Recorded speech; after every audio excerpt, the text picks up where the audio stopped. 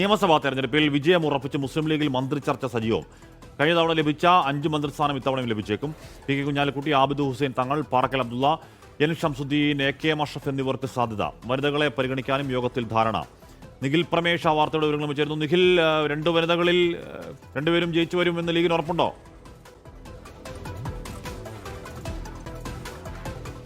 അശ്മി, ലീഗിന് പൂർണ്ണമായി ഭരണത്തിലേക്ക് ഇത്തവണ എത്തിച്ചേരാൻ കഴിയുമെന്ന് അവർ ഉറപ്പിക്കുന്ന സാഹചര്യത്തിലാണ് ഒരു മന്ത്രിതല ചർച്ചയിലേക്ക്, അതായത് ആരൊക്കെയാകണം ലീഗിലെ മന്ത്രിമാരെന്നുള്ള ഒരു പ്രാഥമിക ചർച്ചയിലേക്ക് അവർ കടന്നിരിക്കുന്നത്. ഇത് ഒരു കാരണവശാലും നേതൃത്വം പുറത്തുവിടാൻ സാധ്യതയില്ലാത്ത ഒരു ചർച്ചയാണ്.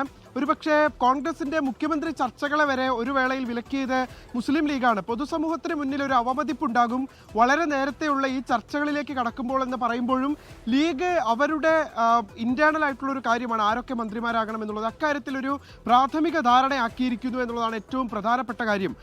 മുൻകാലങ്ങളിൽ, അതായത് നേരത്തെ ഉമ്മൻചാണ്ടി സർക്കാരിൽ മുസ്ലിം ലീഗിന് ലഭിച്ചതുപോലെ തന്നെ 5 മന്ത്രിസ്ഥാനമായിരിക്കും ഇത്തവണയും ലഭിക്കുക എന്നുള്ളതാണ് അവർ കണക്ക് കൂട്ടുന്നത്. അങ്ങനെയെങ്കിൽ അതിലെ ഏറ്റവും ടോപ്പ് ലിസ്റ്റിൽ വരാൻ പോകുന്നത്, അതിന്റെ പതാക വാഹകനാകാൻ പോകുന്നത് ഇത്തവണയും PK കുഞ്ഞാലിക്കുട്ടി തന്നെയാണ്. അദ്ദേഹത്തിന് ഒരു പക്ഷേ UDFിൽ ധാരണയായി മുഖ്യമന്ത്രി സ്ഥാനം ലീഗിന് നൽകാൻ തീരുമാനിക്കുകയാണെങ്കിൽ PK കുഞ്ഞാലിക്കുട്ടി ഉപമുഖ്യമന്ത്രിയാകും. അതല്ലെങ്കിൽ മുസ്ലിം ലീഗിന് ലഭിക്കാവുന്ന ഏറ്റവും ഉയർന്ന മന്ത്രിസ്ഥാനം, ഏറ്റവും മൂല്യമുള്ള മന്ത്രിസ്ഥാനം ഏതോ അത് PK കുഞ്ഞാലിക്കുട്ടിക്ക് ലഭിക്കും. മറ്റൊരാൾ പ്രൊഫസർ ആബിദ് ഹുസൈൻ തങ്ങളാണ്. കോട്ടക്കലിൽ നിന്ന് മത്സരിച്ച് വിജയിക്കാൻ സാധ്യതയുണ്ട് എന്ന് ലീഗ് കരുതുന്ന ആബിദ് ഹുസൈൻ തങ്ങളാണ് മറ്റൊരു മന്ത്രിസ്ഥാനത്തിന് അർഹതയുള്ളയാൾ. അദ്ദേഹത്തെ പരിഗണിക്കാമെന്നുള്ളതാണ് ലീഗിലെ പ്രാഥമികമായിട്ട് അവർ കൈക്കൊണ്ടിട്ടുള്ള ഒരു തീരുമാനം. മറ്റൊരാൾ മണ്ണാർക്കാട് നിന്നുള്ള ജനപ്രതിനിധിയായിട്ടുള്ള N ഷംസുദ്ദീനാണ്.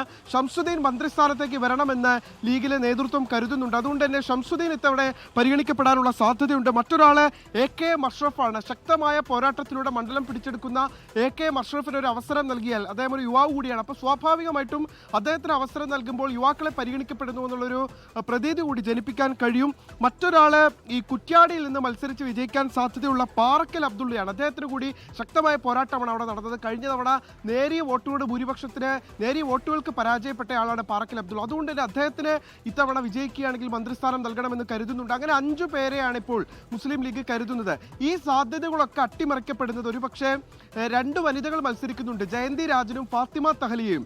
ഇതിൽ ഏതെങ്കിലും ഒരാൾ വിജയിക്കുകയാണെങ്കിൽ, അതായത് ജയന്തി രാജനോ ഫാത്തിമ തഹലിയോ വിജയിക്കുകയാണെങ്കിൽ ഒരു വനിതയ്ക്ക് ഒരു മന്ത്രിസ്ഥാനം നൽകുന്നതിലൂടെ അല്പം കൂടി മുസ്ലിം ലീഗ് സ്ത്രീകളെ കൂടി പരിഗണിക്കുന്നു എന്നുള്ള ഏറ്റവും നല്ല സന്ദേശം കൊടുക്കാൻ കഴിയുമെന്ന് കരുതുകയാണെന്ന് മാത്രമല്ല, പാണക്കാട് സാദിഖ് അലി ശിഹാബ് തങ്ങളുടെ ഒരു രീതി എന്ന് പറയുന്നത് അത്തരത്തിലാണ്. നമ്മൾ അത്ഭുതപ്പെടുത്തുന്ന തരത്തിലുള്ളൊരു സ്ഥാനാർത്ഥി പട്ടികയാണ് ഇത്തവണ പുറത്തു വന്നത്. അതുകൊണ്ട് തന്നെ സ്വാഭാവികമായിട്ടും 2 വനിതകൾ വിജയിക്കുകയാണെങ്കിൽ അതിൽ ജയന്തി രാജൻ പരിഗണിക്കപ്പെടും. ഒരു വനിതയാണ് വിജയിക്കുന്നതെങ്കിൽ ആ വിജയിക്കുന്ന വനിതയ്ക്ക് ഒരുപക്ഷെ മന്ത്രിസ്ഥാനം ലഭിക്കാനുള്ള സാധ്യതയുണ്ട്. എന്ന് മാത്രമല്ല, മറ്റു ചില നേതാക്കൾ നേതൃത്വത്തിന്റെ പരിഗണനയിലുമുണ്ട്. KM ഷാജിയാണ് അതിൽ ഏറ്റവും ഉയർന്നു നിൽക്കുന്നത്. ഇത്തവണ വേങ്ങരയിൽ മത്സരിക്കുന്ന KM ഷാജി വിജയിക്കുമെന്ന് ലീഗ് ഉറപ്പിക്കുന്നുണ്ട്. അങ്ങനെയെങ്കിൽ KM ഷാജിക്ക് മന്ത്രിസ്ഥാനം നൽകാനുള്ള ഒരു സാധ്യതയുണ്ട്. മറ്റൊരാൾ PK ബഷീറാണ്. PK ബഷീറിനും ഇത്തവണ സാധ്യതയുണ്ട്. കാരണം അദ്ദേഹം 3ാം ടേം മത്സരിക്കാൻ എത്തുമ്പോൾ സ്വാഭാവികമായിട്ടും അദ്ദേഹത്തിന് മന്ത്രിസ്ഥാനത്തിനുള്ള അർഹതയുണ്ട്. അത് എത്രത്തോളം നൽകുമെന്നുള്ള കാര്യത്തിൽ ഉറപ്പ് പറയാനാകില്ല. മറ്റൊരാൾ TV ഇബ്രാഹിമാണ്. കൊണ്ടോട്ടിയിൽ നിന്ന് പലതവണ പ്രതിനിധീകരിച്ച ഇത്തവണ വള്ളിക്കുന്നിലേക്ക് മാറിയിട്ടുള്ള TV ഇബ്രാഹിമാണ്. അതോടൊപ്പം തന്നെ തിരൂരിൽ അതിശക്തമായിട്ടുള്ള പോരാട്ടമാണ് നടക്കുന്നത്.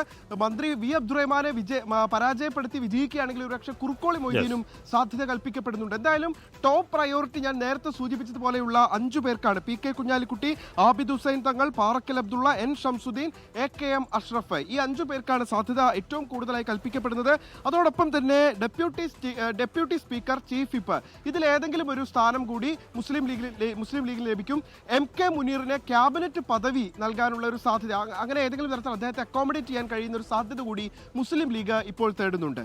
ഹാഷ്മി, നിഖിൽ പരമേഷാണ് വാർത്തയുടെ വിവരങ്ങൾ നൽകിയത്. ചർച്ചാമുക്തമല്ല ലീഗും. മുഖ്യമന്ത്രി ചർച്ചകൾ കോൺഗ്രസ് സജീവമാണെങ്കിൽ ലീഗിൽ നടക്കുന്നത് മന്ത്രി ചർച്ചകളാണ്. ആരൊക്കെ മന്ത്രിയാകണം എന്നുള്ള ചർച്ചകളാണ്.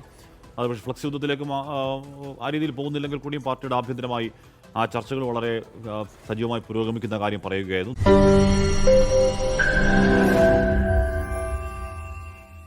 ലോകത്തെവിടെയായാലും ഏത് സമയത്തും 24 വാർത്തകളും ഓഗ്മെന്റഡ് റിയാലിറ്റി പാക്കേജുകളും എക്സ്പ്ലെയിനറുകളും വിശദമായി കാണാൻ ഞങ്ങളുടെ YouTube ചാനൽ നിങ്ങൾക്ക് സബ്സ്ക്രൈബ് ചെയ്യാം.